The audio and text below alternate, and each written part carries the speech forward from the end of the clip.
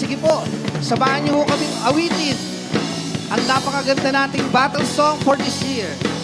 Hallelujah! Praise your name, O God!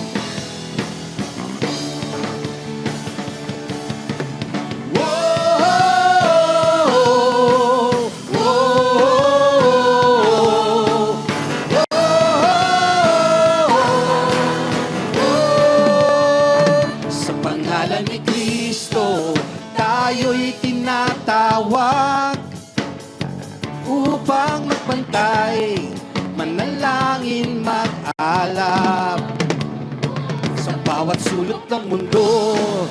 Ipapahayag kapangyarihan niya'y walang makapapantay. Sa pangalan ni Kristo tayo'y tinatawag upang magbantay, manalangin, mag-alap. Oh, sa bawat sulok ng mundo, ipapahayag kapangyarihan niya'y walang makapapantay. Digma ay magaganap, tayo ay magbantay. Huwag kang titigil, manalangin, walang humpay. Ito ang ating gagawin sa araw-araw ng ating buhay. Digma ay magaganap, tayo ay magbantay. Huwag kang titigil, manalangin, walang humpay. Ito ang ating gagawin sa araw-araw ng ating buhay. Kay Kristo Jesus, ika'y magtatagumpay.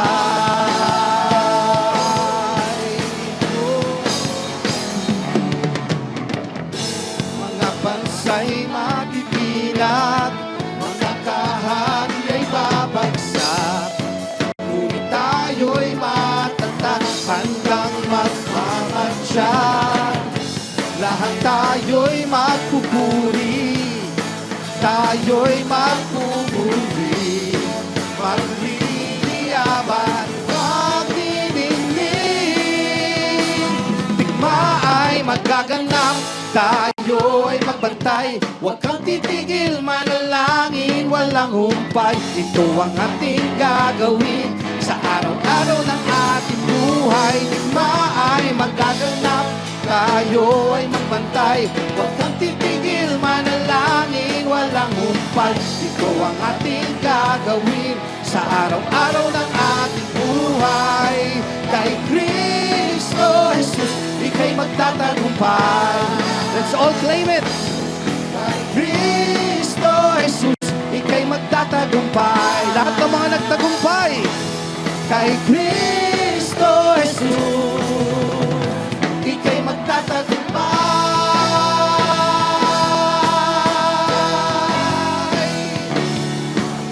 Oh, oh, oh, oh, oh. Hallelujah! Sabay-sabay po natin isigaw ang ating battle cry sa wikang English. Ready, go! In Christ Jesus, let the watchman anointing through prayers and alertness come alive in 2025. Sa sarili po nating wika, kay Kristo Jesus, tayo ay tumalima sa kapangyarihan ng Diyos sa panalangin at pagbabantay sa taong 2025. Hallelujah!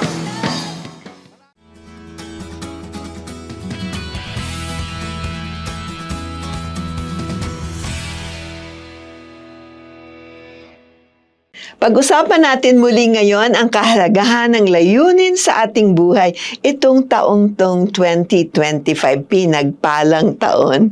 Mainam na alam natin ang layunin na ito ay masunod natin. No? Sa gayon ay magtatagumpay ang pagtatagumpay ng buhay natin itong 2025. So, nais nating batiin ang mga masugid na taga-subaybay dito sa ating programang Thursday Celebration. Kamusta po ang ating mga global families? Metro Manila South Region, Metro Manila North Region, Central Churches, Regions 1, 2, 3, 4, 5, and 6, and 12. Salamat po sa pagsama ninyo sa amin sa araw na ito. Binabati rin po natin, okay, nabati ko na ba lahat yan, lahat ng regions natin, especially ang ating mga first-time viewers. Welcome po sa bawat isa sa inyo. We pray matapos ninyo itong programa para lalo kayong mabless ng Panginoon. Panalangin po tayo ngayon para sa ating bansa. Samahan niyo po ako sa panalangin ito.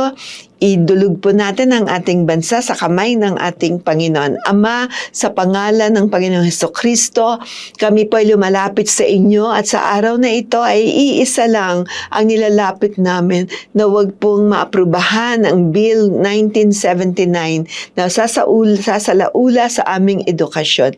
Alam naman po ninyo ang laman ng batas na ito. Huwag niyo pong pabayaan na mapasa ito. Hiling din po namin ng mga nagtataguyod ng batas na ito ay mahipo ang kanilang mga puso, makita nila ang kahinatnan ng batas na ito na magwawasak ng mga buhay ng aming kabataan. Salamat po Lord na hindi po payag ang aming presidente dito. Salamat po o Diyos Lord, bigyan mo siya Lord ng katatagan Lord na hindi siya masway Lord ng kung sino man. Salamat po Lord na hindi kami pababayaan even sa kadiliman, ikaw ang aming liwanag magpakailan paman. Sa pangalan ng iyong anak na Panginoong Jesus. Amen. Amen. Praise God. Sa ating mga panalangin, ang mainam ay yung tayo ay nakikinig at umaasang sasagutin ng Diyos ang ating mga panalangin. Tama po ba? Sabi po sa James chapter 1 verse 5, if any of you lacks wisdom, you should ask God who gives generously to all without finding fault, and it will be given to you. Kung meron mang nagkukulang sa inyo sa karunungan, humingi siya sa Diyos at ibibigay ito sa Kanya ng walang pagmamaramot at panunumbat. Santiago chapter 1 verse 5. Tunay na magagamit ang wisdom o talino sa pagtuklas ng ating layunin. So kung gusto nating makita yung ating purpose, yung ating layunin, then the Lord provides wisdom.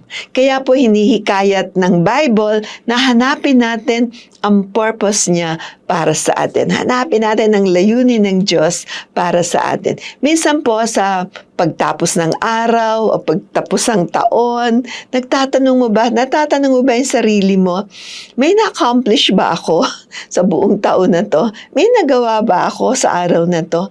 Meron ba akong nagawang kabutihan at nakatulong ako sa iba?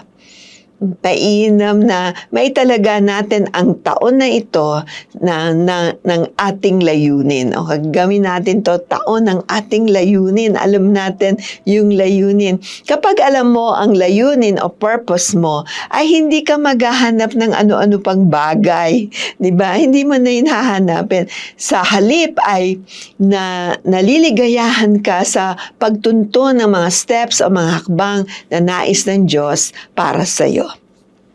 Ang pananaw mo ay gagawin ng vision mo sa nabuhay sa buhay mo, di ba? Alam mo yung pananaw mo, buhay na buhay. Nakikita mo yon, nararamdaman mo yon. Kahit hindi pa nangyayari, ayan na po yan. At ang vision na ito, ang magbibigay ng buhay sa iyong bukas, no? Meron tayong kinabukasan, meron tayong pag-asa. Ang naisip mong mapabuti sa buhay mo, yung ninanais mo ng pabuti, dahil meron tayong purpose, nangyayari po yan. Bumubuti po ang buhay natin. Ang purpose mo rin ang magbibigay sa iyong bukas ng kalakasan upang umusad tayo, mag-forward tayo, no? Kapag mahirap ang mga sitwasyon. Hindi natin alam, minsan mahirap ang mga sitwasyon sa ating kapaligiran. Pero pag tayo ay may layunin, tayo po ay napapalakas at tayo nagfo-forward. Hindi pa atras, no? Pasulong. Thank you, Lord.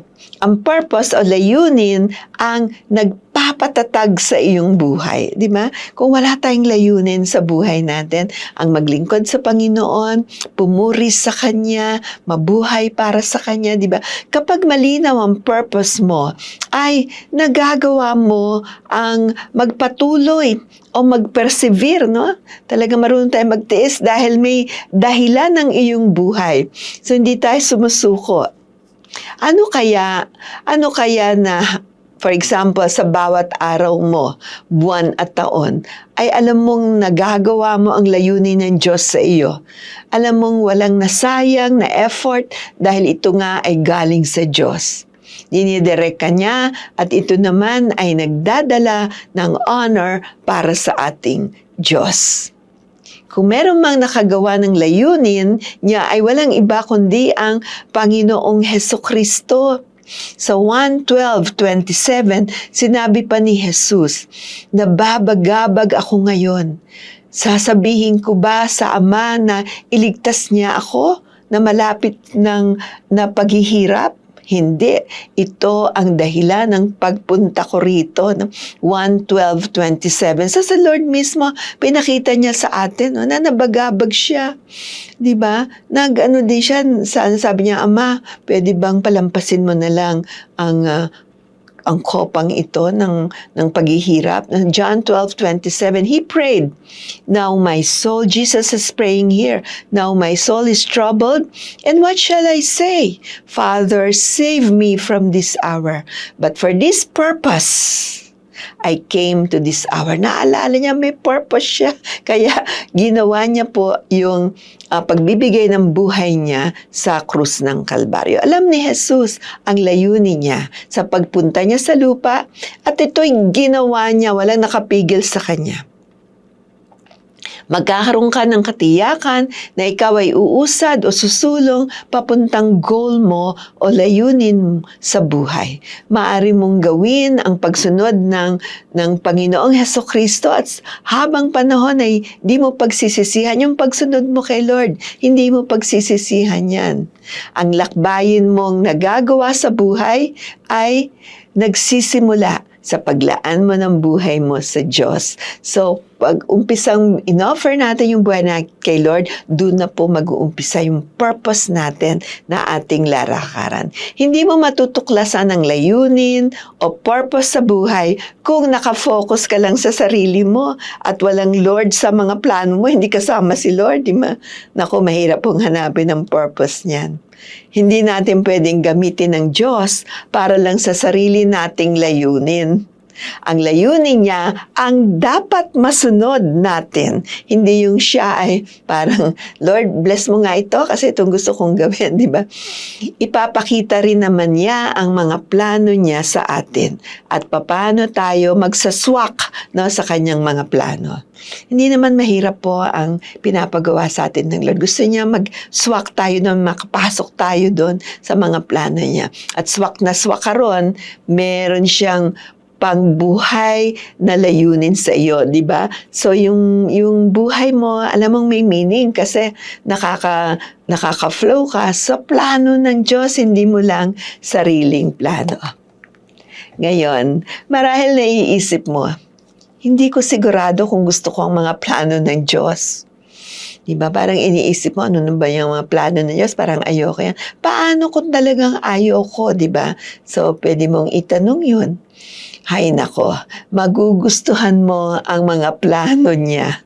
Kaya ka nga nilikha dahil para sa mga plano ng Diyos. At siya matutuklasan mo sa Biblia, ng kanyang salita, and by the power of the Holy Spirit. Kung hindi mo yayakapin ang mga plano ng Diyos, mamimiss mo ang layunin kung bakit ka nilikha. Kapag sumunod ka naman sa mga plano niya para sa iyo, ikaw ay lalakad sa mataas at malakas na kapangyarihan ng Diyos. Sa liwanag niya. Aalis na tayo sa kadiliman, pupunta tayo sa liwanag ng Diyos. Wala nang ibang layunin.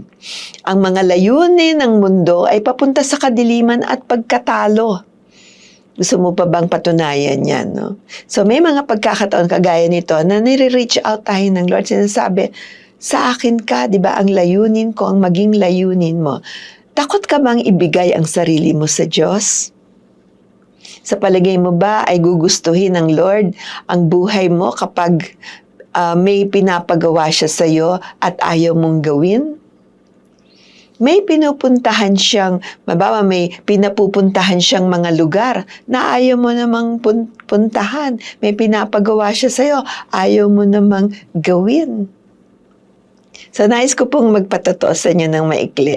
Lahat ng aking mga pinanaginip na gagawin ko sa buhay ko ay natagpuan ko sa layunin ng Diyos sa buhay ko. Hindi ko ma-imagine na gagawa pa ako ng iba maliban sa pinagkakatiwala sa akin ng Panginoon na sa pinapagawa niya sa akin. Marami na akong panaginip na natupad. Plus, meron pang mga panaginip na hindi ko alam na meron pala akong mga panaginip pa. Diba? So, ganun po kabuti ang ating Panginoon. Ang unang hakbang sa pagsunod o mag-pursue sa Diyos ay yung mag-surrender ng ating sarili sa Panginoon. Hallelujah! Mahal ka ng Panginoon. Nais niya na ang pinakamainam sa iyo. Mari kang magtiwala sa Kanya, magpakailanman. Gagabayan Kanya sa bagong taon na to. Okay? Ang mga layuning para lang sa'yo. Gustuhin mo lang, Lord, gabayan mo ako sa mga layunin na yan. So, ang unang hakbang ay ang pagtanggap sa ating Panginoon.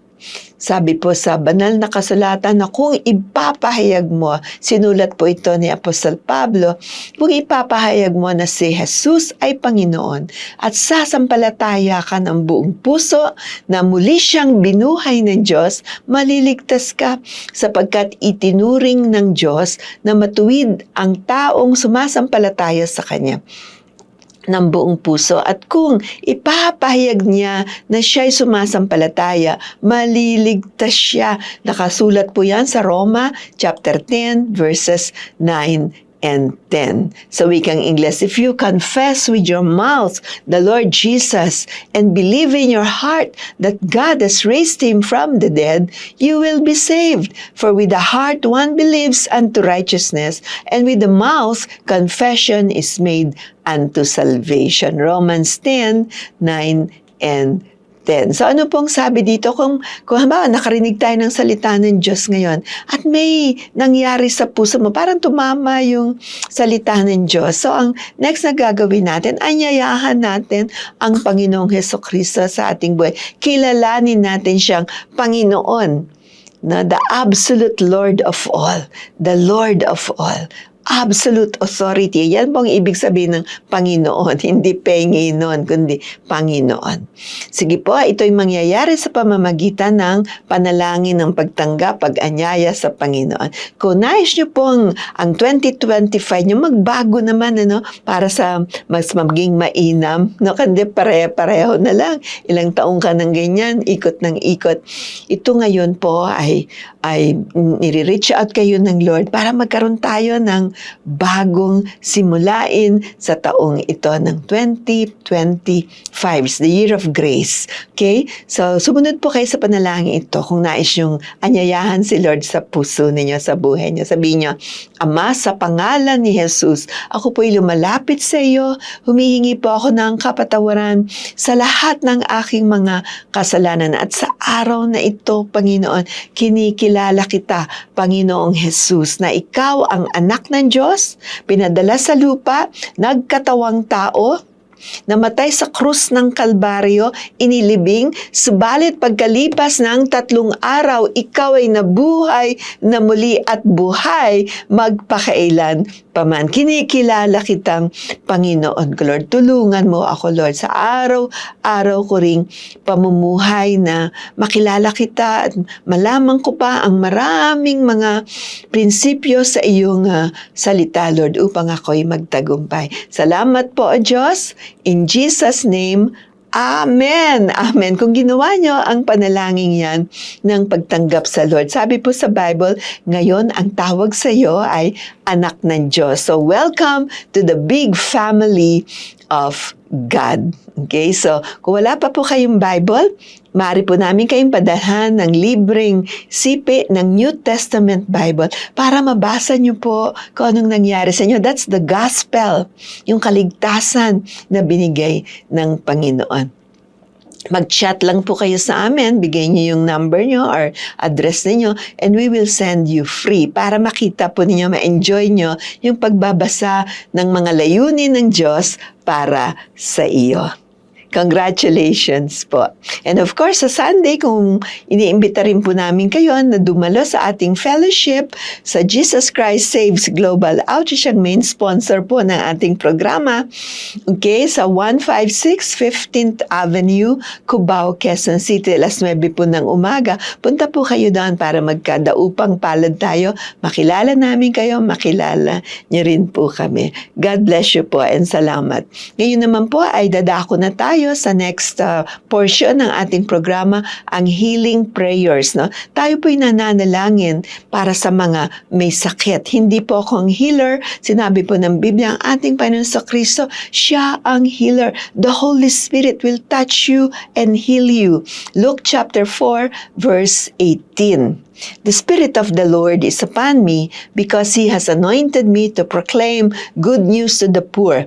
He has sent me to proclaim liberty to the captives and recovering of sight to the blind, to set at liberty those who are oppressed. Okay? Sabi po sa Tagalog, sumasa akin ang Espiritu ng Panginoon dahil pinili niya ako upang ipangaral sa mga dukha ang magandang balita. Sinugo niya ako upang ipahayag sa mga bihag na malaya na sila at sa mga bulag na makakakita na sila. Sinugo rin niya ako upang palayain ang mga inaapi. Lucas chapter 4 verse 18. Praise God. So makita po natin yan. Sa kanya nanggagaling ang kagalingan natin. At sinabi rin po sa Biblia, sa Biblia na sa pamamagitan ng dugo ni Jesus na pumatak sa lupa, winasak niya yung mga rimari-marim ng mga sakit. At sa pamamagitan ng mga tinumo niyang sugat sa likod niya, lahat po yan nagbayad para sa ating mga sakit noon, ngayon, at yung mga future na sakit. So tayo po ay kumapit sa kanya, humingi sa kanya ng kagalingan. Kung kayo po ay may sakit ngayon, tayo po ay magpe-pray. Amen. Wala pong imposible sa Panginoon. Kahit nasa cyberspace tayo, makakaraan dyan po ang Espiritu ng Diyos na magpapagaling sa inyo. Ama, sa pangalan ni Jesus, tinataas po namin sa iyo lahat po na nangangailangan ng kagalingan ngayon. Touch them, Lord. Touch them, Lord. Yung mga may migraine, Lord, sumasakit ang ulo, touch them, Lord. Pagalingan niyo po sila, Panginoon. Be healed in the name of Jesus. Lord, yung may mga sakit sa puso, Lord, touch them, Lord. Panghawakan mo ang kanilang buhay, O Diyos, in Jesus' name. Lord, yung mga may sakit sa tiyan, Lord, may mga ulcers, may mga cancer, in Jesus' name, Lord, sinasapula namin, Lord, ang mga cancer na yan. Winawasak namin ang ugat ng mga cancer na yan, mga sakit na yan, in the name of Jesus. Lord, yung nahihirapang lumakad, Lord, may mga nerve, sakit sila sa nerves, O God, mga sciatica, sa kanilang mga binti, sa kanilang mga tuhod, be healed in the name of Jesus, sa pangalan ni Jesus. Lord, sa mga paa din, Lord, na hindi makakilos, may mga gout, in Jesus' name, Lord, na matunaw na yung mga gouts na yan. Salamat po, Panginoon. Ikaw ang aming Diyos na nagpapagaling sa amin.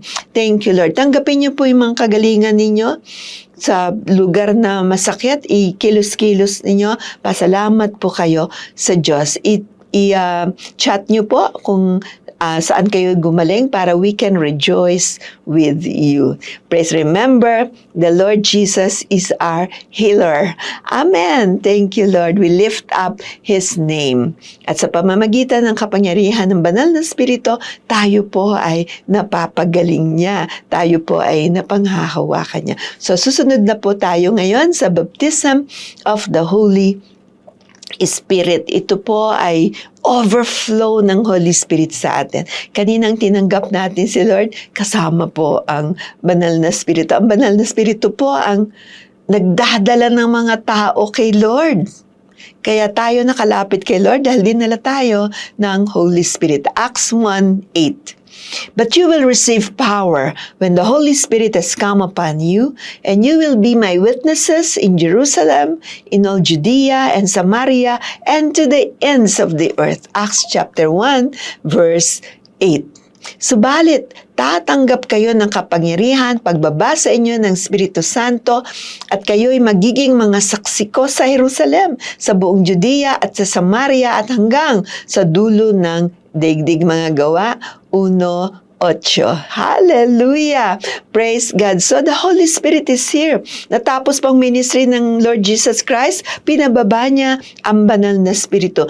And the Holy Spirit is equal footing with God the Father, God the Son, God the Holy Spirit. So we're so blessed na sa panahong ito, sa ating mga kapaligiran, sa ating mga buhay, kasama natin ang banal na Espiritu. Kaya miski nagdidilim na po yung ating kapaligiran, may giyera dito, may giyera doon, problema dito, patayan dito, di ba? Corruption dito. Meron pa ring liwanag na dala ang Diyos sa ating mga nananampalataya sa Kanya, sa iyo ngayon, na tumanggap ka sa ating Panginoon. So, paano natin matatanggap ang banal na Espiritu? Naisin po natin, i-desire natin, at isurrender po natin lahat yung mga kabigatan natin. Magpe-pray po ako. Taas yung mga kamay niyo mamaya. We will ask the Holy Spirit mag-overflow sa buhay natin. At pag nag-overflow po yan, binibigyan tayo ng spiritual prayer. Binibigyan niya tayo ng prayer in tongues. Ang tongues na yan ay mga kataga o salita na hindi mo alam, hindi mo lengguwahe, na maaring foreign language ibibigay sa ng Lord, or mga tribal language pwede rin ibigay sa iyo ng Panginoon. And this will be your prayers. That's the prayer in the Spirit. The Holy Spirit is here praying. Hindi ka maubusan ng prayer. Pag Tagalog ka nag-pray, naubusan tayo. English lalo na, di ba? Ano yun? Bleeding na yung nose mo. Sinasabi nila pag naubusan tayo ng English. Pero sa prayer in tongues, tuloy-tuloy po yan. Lalo na sa mga panahon na kailangan nating tumawag sa Panginoon. Amen. Sa una ay i-desire natin. Pangalawa ay isurrender natin lahat yung mga kabigatan mula pa nung bata ka. Di ba? Papalalasin ng Holy Spirit para maluwag yung iyong konsensya, maluwag ang iyong buhay. So sa lahat po ng nagnanais makatanggap ng power ng banal na Espiritu, the overflow of the Holy Spirit in your life, ito po ang gagawin natin. Mananalangin po tayo of surrender. Amen. Sumunod kayo sa panalangin, sabihin niyo, Ama, sa pangalan ni Jesus, sa araw na ito, Lord, dinidesire ko, ninanais ko po ang overflow ng Holy Spirit sa buhay ko, Panginoon. Kailangan ko po ang kapangyarihan ng banal na Espiritu laban sa mga kasalanan, laban sa kadiliman, Lord, laban sa mga plano ng kaaway sa buhay ko. Salamat po, Panginoon. At Lord, ninanais ko po, Lord, at sino-surrender ko na po lahat-lahat ng mga nakadikit sa buhay ko, sa isip ko, Lord, mula ng aking pagkabata, Lord, yung mga sakit na nakuha ko, Lord, yung mga masamang damdamin, Lord, yung mga pang-aapi, yung mga pambababaya sa akin, Lord, patawarin mo ako, Lord, sino-surrender ko na po. Sige po, i-surrender nyo. No, baka meron pa kayong hindi ko na-mention na, sige po, isurrender nyo yung galit ninyo, yung inis ninyo, yung mga magulang ninyo, hindi nyo mapatawad, patawarin nyo na po, kapatid nyo, asawa nyo, sino man. Sabi nyo, Lord, pinapatawad ko na po sila. Hallelujah. Kung ginawa po natin yan, tayo po ay lumapit sa Panginoon, ako'y mananalangin for the baptism of the Holy Spirit, tanggapin nyo po. Habang nababaptize kayo, merong lalabas na language, lalagay sa isip nyo yung mga syllables, ilabas nyo lang po yung syllables. Huwag kayong mahiya, huwag kayong matakot. Yan na pong umpisa ng inyong prayer language. Kailangan nyo po yan. Araw-araw, kailangan po natin yan. Sige po.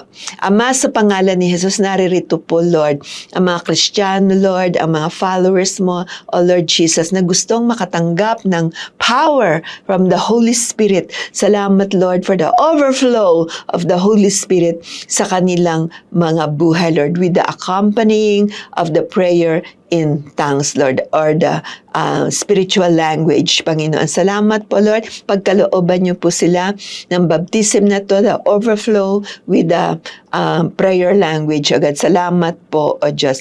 Sa pangalan ni Jesus, ang bawat nagnanais na sila ay mapuspo sa mag-overflow ng Holy Spirit sa buhay nila bilang Kristiyano, receive, tanggapin ninyo ang kapangyarihan na yan ngayon. Sa pangalan ni Jesus, buksan niyo yung bibig bibig niyo, and meron kayong maiisip na mga syllables, ilabas nyo. Yan na po yung prayer in tongues nyo. La, la, la, la, la. Da, da, da, da, da. Umpisa lang po yan. Mama, mama, may mga syllables na yan. Pag dumami po yan po ay nagiging language natin. So, isa pong tulong, malaking tulong sa atin ng Diyos yan, lalo sa mga madidilim na bahagi ng buhay natin. Okay, so congratulations sa lahat po ng katanggap ng baptism of the Holy Spirit. Congratulations po sa inyo. Thank you, Lord. At i-practice nyo po yan. Ano? Sa Sunday, punta kayo, tignan nyo, maraming tao nagtatangs din po sila. Salamat po sa Diyos. Ngayon naman po ay dadako na tayo sa ating pinakaiintay rin ng iba kasi dito ay umuunlad sila sa generous giving. Totoo po yan. Pag tayo po ay nagtatanim sa mga gawain ng Diyos, kagaya nito, ito po ay tutubo. No? Ito po ay uusbong at mas marami pa kaysa dun sa tinanim niyo. Proverbs 11:25. Generous persons will prosper. Those who refresh others will themselves be refreshed. Ang taong mapagbigay ay magtatagumpay sa buhay. Ang taong tumutulong ay tiyak na tutulungan. Kawikaan 11:25.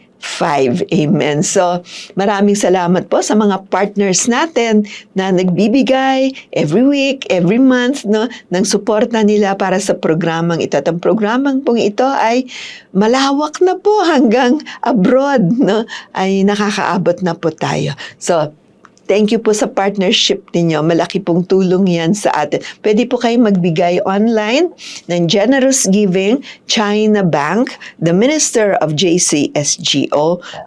Ang number po natin doon ay 1130-00005605. Okay? Generous Giving sa Metro Bank, the Minister of JCSGO, 473-3473-738326. Okay? Sa AMPA, meron din po tayo sa ano ba yung isang bangko natin? Yan, medyo, ayun, Union Bank, the Minister of JCSGO 000-1500-2840. Okay? At isa sa pinaka mabilis na nakakapagbigay tayo sa generous giving para po sa gawain ito ay sa GCash. No? Sa pangalan po yan ng ating accountant na si Gary Tolentino. Ito po yung GCash number natin, 0915-064-7446. Lahat po ito diretso na sa ating Thursday celebration. So huwag kayong mag-alala, diretso po yan. At ito po ay magagamit natin para magkalat pa ng salita ng Diyos. Salamat po ng marami sa lahat ng mga partners po natin. Hindi nyo iniiwanan ang programang ito at alam kong marami sa inyo ang umuunlad, no, sa pagtatanim natin. Salamat po. Ngayon po para sa ating mga announcements, tuloy-tuloy pa rin po yung kampanya natin ng Household Salvation. Okay, ito po yung prayer natin para sa mga kamag-anak natin na malayo pa kay Lord, di ba? Hindi pa nila nasusumpungan yung personal na relationship nila sa Panginoon. So, magpe-pray pa po tayo. Amen, tuloy-tuloy po yan.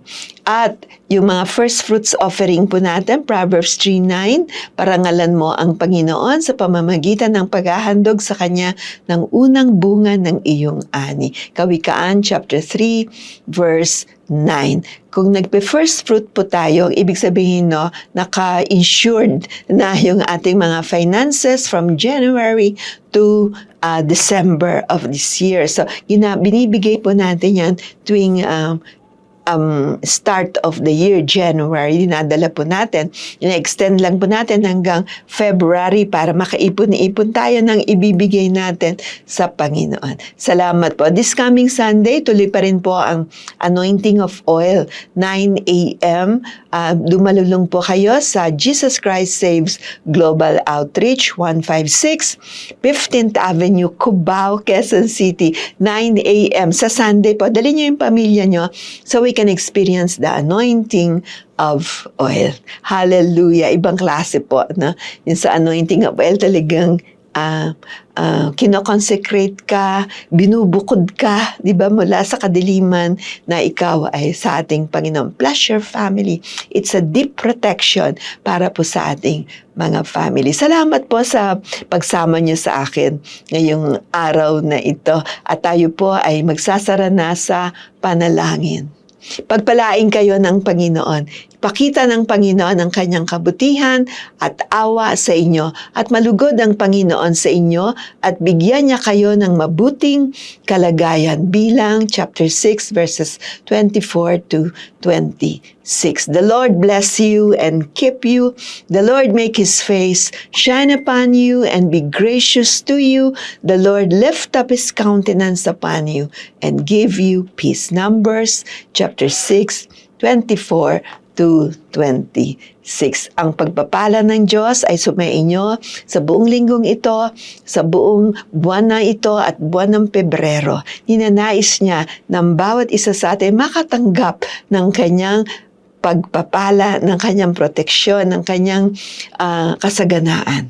Hallelujah! Pagpalain po kayo at ang inyong mga pamilya. Sa pangalan ni Jesus, Amen. Amen. So sa hanggang muli po nating pagkikita sa Thursday, ito po ang inyong lingkod, Bishop Vicky, nagsasabi ng bye-bye!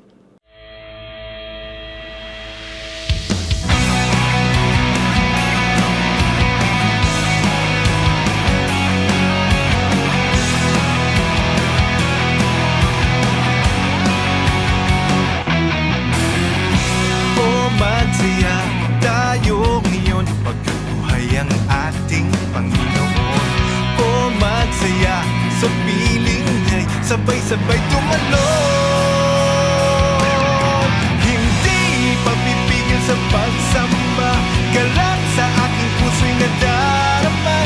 Kaya't halika na't sumama na, sumamba sa presensya niya.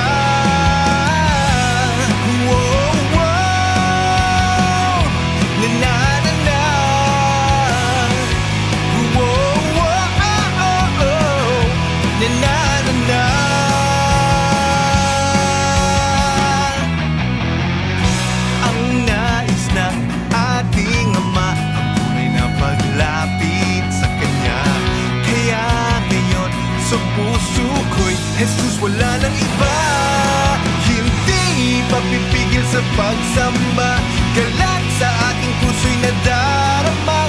Kaya't halika na't sumama na, sumamba sa presensya niya.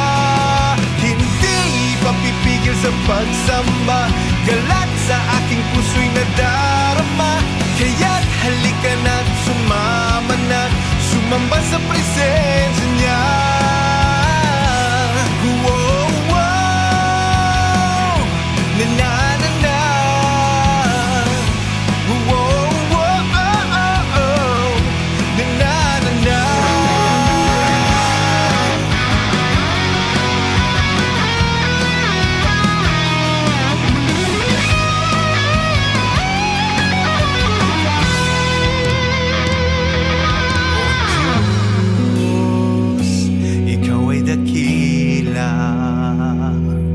Tagumpay, pagpapala ay sa'yo lang matatamasa. Salamat o Diyos, ikaw ay dakila.